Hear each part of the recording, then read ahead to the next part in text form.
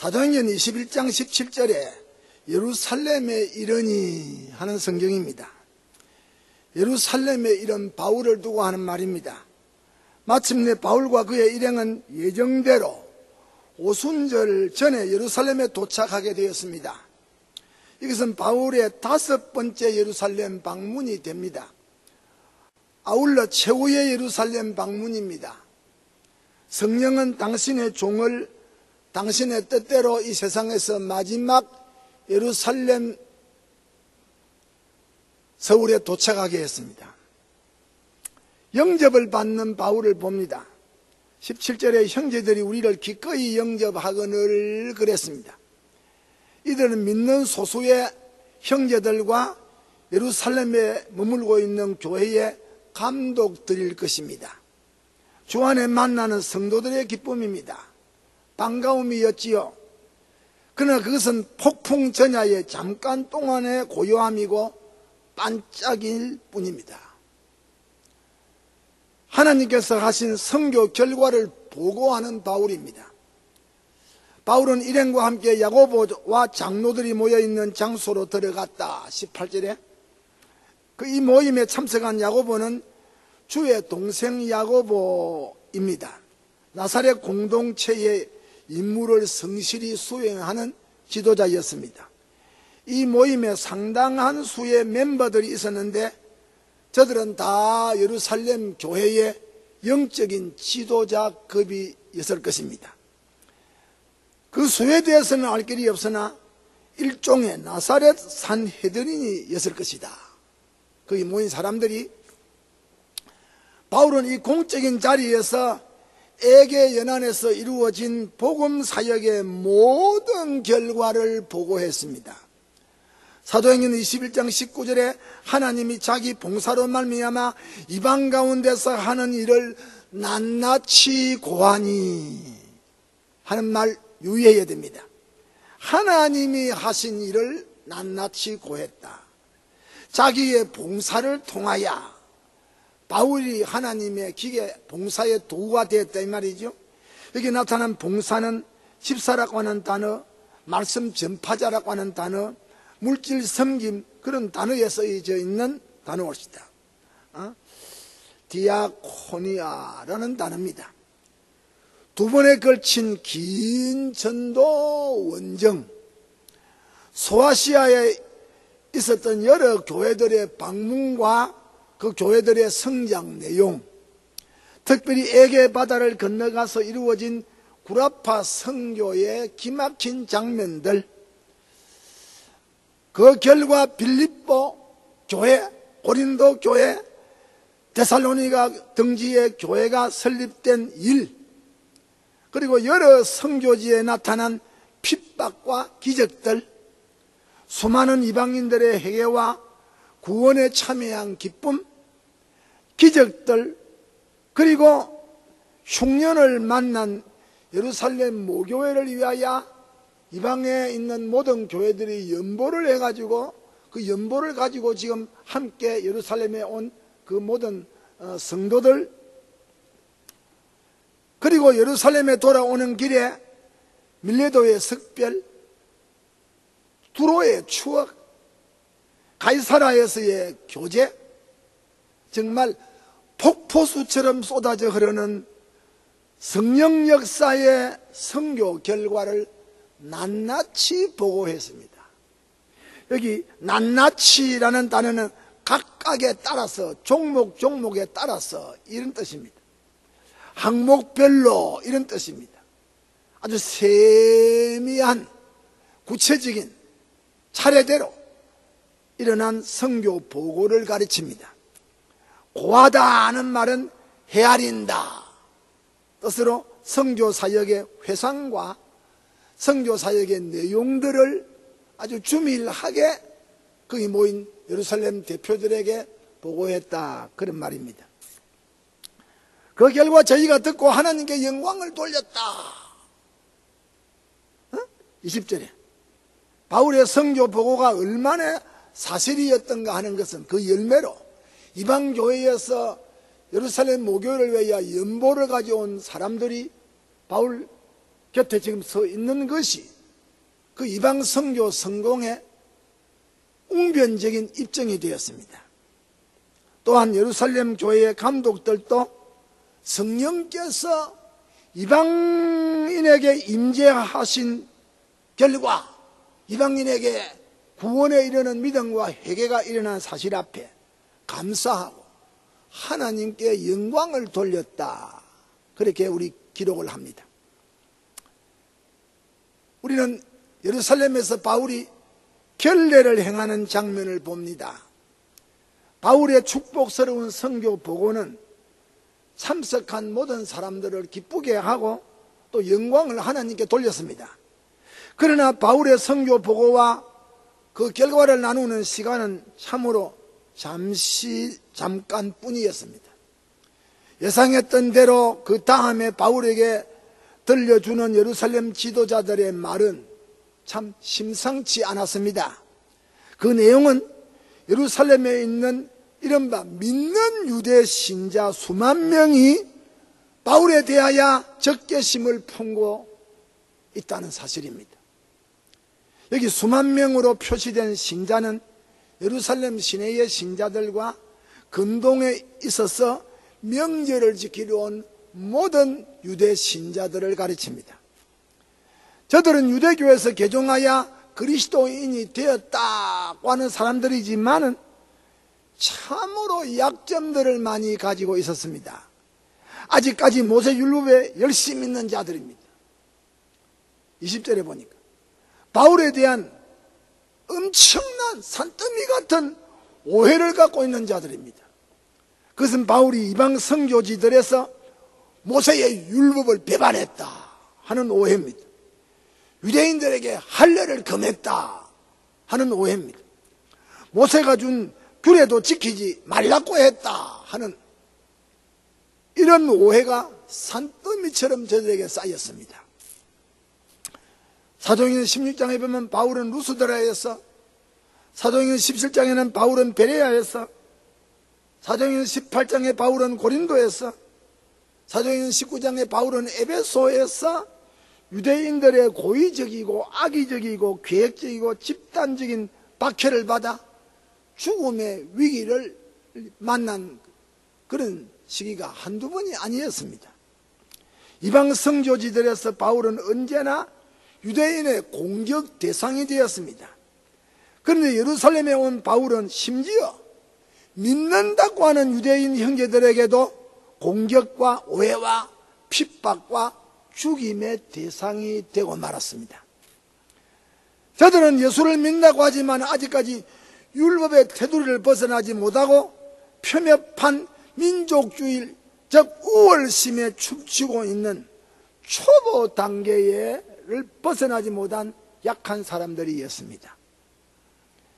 저들은 바리새파 중에 믿는 어떤 무리에 포함되어 있었습니다. 사도행전 15장 5절이나 갈라디아 1장 4절에 보면 바리새파 중에 속해 있으면서 예수 믿는다고 하는 사람들입니다. 야고보와 예루살렘에 있는 장로들은 소위 유대인 신자들의 바울을 향한 오해 때문에 이 예루살렘 교회의 감독들은 바울에게 예감되는 그 여러 가지 위험성을 알고 직감했습니다. 그래서 야고보는 바울에게 제의합니다. 바울이 예루살렘 성전에서 결례를 행해야 되겠다. 정결케 하는 예식을 행해야 되겠다. 그리고 머리를 깎아야 되겠다. 그래서 이 소식을 듣는 유대인들이 결례를 행하고 머리를 깎으면 바울이 우리가 가진 오해가 잘못이구나. 바울이 결례도 행하고 머리도 깎구나. 나시린의 서원도 하구나 해서 오해를 풀어보자고 제의를 했습니다. 마침 그때 서원을 하고 있는 네 사람이 있었는데 바울이 이들과 함께 결례를 행하고 그 비용은 저들이 부담하도록 야고보가 제의를 했습니다. 바울은 예루살렘 교회의 야고보와 장로들의 제의를 쫓아서 성전에 들어가서 7일 동안 정결케 하는 결례 예식을 행했습니다.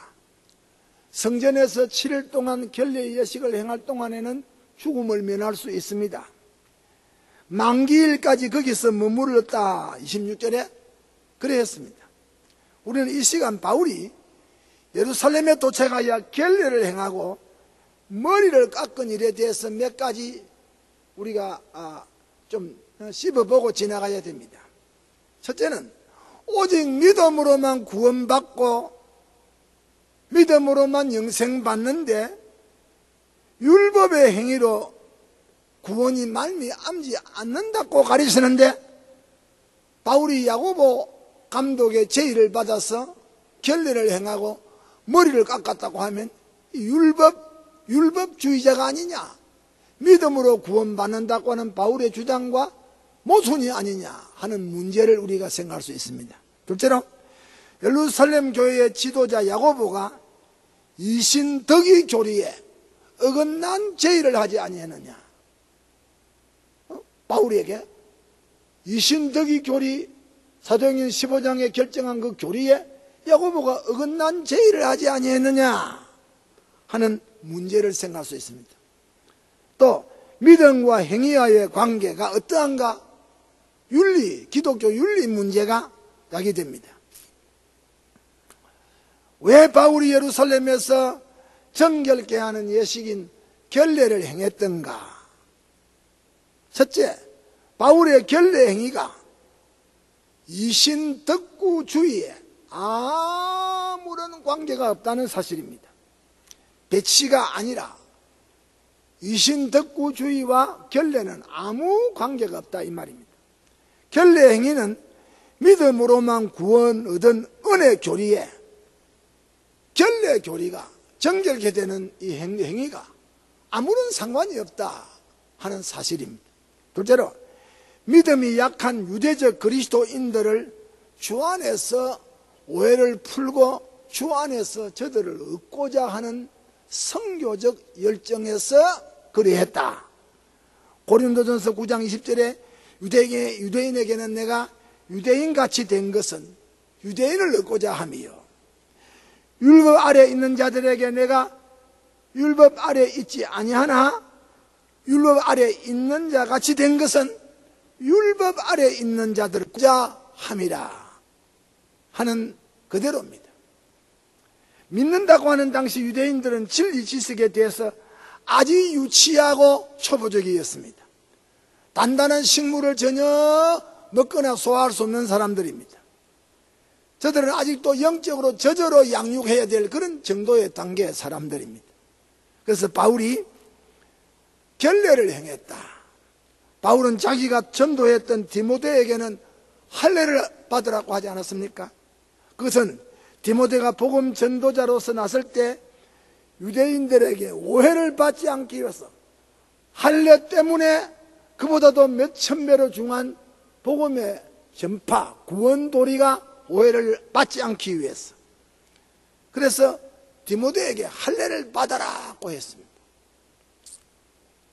디모데 아버지는 헬라인이 아닙니까?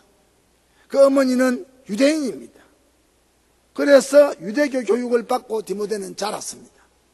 그럼에도 같은 제자 디도에게는 바울이 억지로 할례를 준 일이 없습니다. 그는 유대인 소생이 아니고 헬라인이었기 때문입니다. 셋째로 바울 자신을 위함입니다. 왜 결례를 행했느냐? 예루살렘에 가서 야고보 감독의 제의를 받아서 왜 머리를 깎았느냐? 바울 자신을 위함이었다는 대답입니다. 바울의 중심은 오직 믿음입니다. 오직 은혜입니다. 오직 예수입니다. 오직 구원입니다. 그의 중심은 십자가의 복음 외에는 다른 것이 없었습니다. 그는 사인이 아닙니다. 그는 복음의 공인입니다. 그는 복음의 증인입니다. 그는 히브리인 중에 히브리인입니다. 베냐민 지파입니다. 난지 8일 만에 할례를 받은 자입니다. 가말리엘 문화야 생애 대율법학자였습니다. 바리새인이요, 율법에 어려우는 열심히 특심한 자였습니다. 그러나 그는 이미 이 모든 것을 배설물로 내버린 지가 오래된 사람입니다.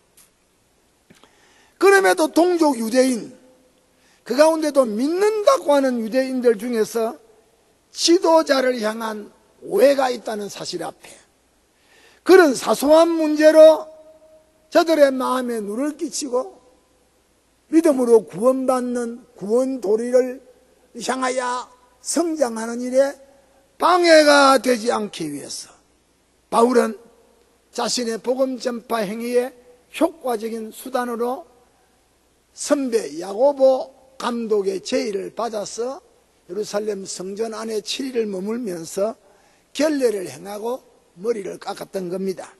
넷째로 복음 동지들의 공감대 형성을 위함입니다. 지금 이런 제의를 해온 사람들은 다른 사람이 아닌 같이 예수 믿고 구원받아서 예루살렘 교회의 감독, 수장이 된 야고보 감독의 제의 옳시다. 저들은 믿음으로 구원 얻는 은혜 진리를 이미 잘 알고 있는 자들입니다.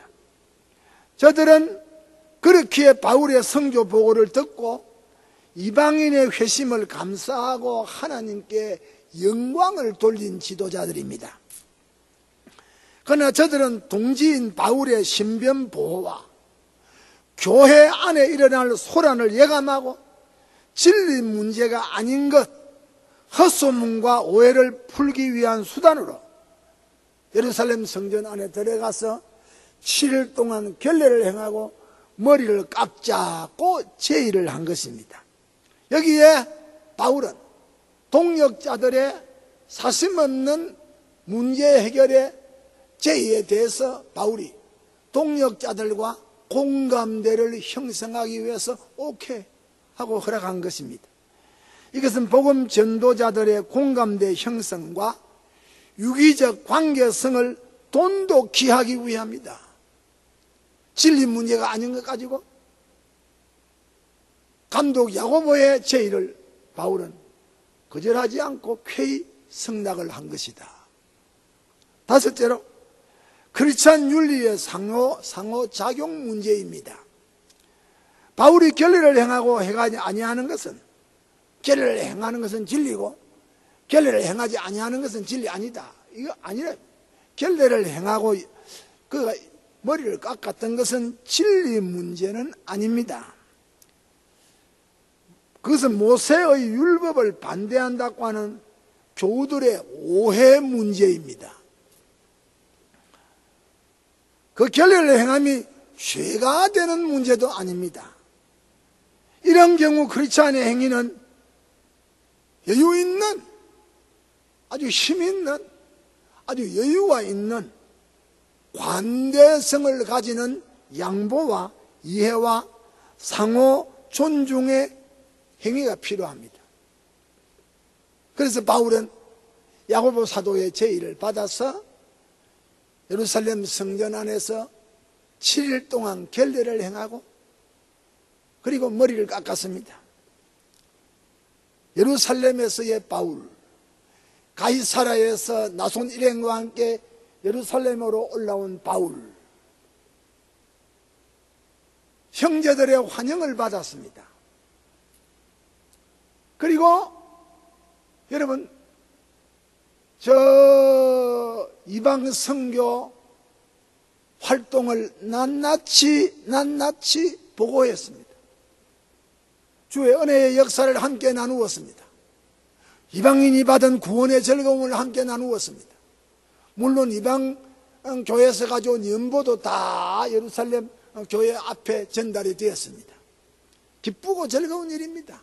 그러나 여러분, 2만 명이 넘는 엄청난 사람 유대인들이 바울을 향한 적개심을 가지고 대기하고 있다는 험한 소식 앞에 그래도 문제 해결을 위하여 사도 야고보가 바울에게 결례를 행하자고 주장을 하고 제의를 하고 머리를 깎자고 제의를 해서 바울이 거기에 응하였던 겁니다.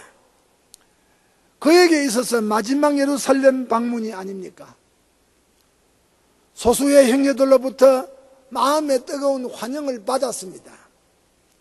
그는 하나님께서 자기를 통하여 나타낸 세계 선교 사역의 결과를 하나하나 질서 있게 순서적으로 헤아려가면서 보고했습니다. 다시 말합니다. 그 결과 이방인의 회심과 구원에 대한 감사가 그 소리를 듣는 모든 예루살렘 지도자에게 함께 일어났습니다. 그럼에도 그의 중심에는 실제로 달갑지 않은 결례를 행하느라고 예루살렘 성전에서 7일간이나 머물게 있게 되었다. 그것은 믿는다고 하는 유대인 신자들이 바울을 향한 적개심, 오해를 풀고 저들이 믿음의 도리에서 바로 자라가게 하기 위한 바울의 선교적 열심 때문이었다.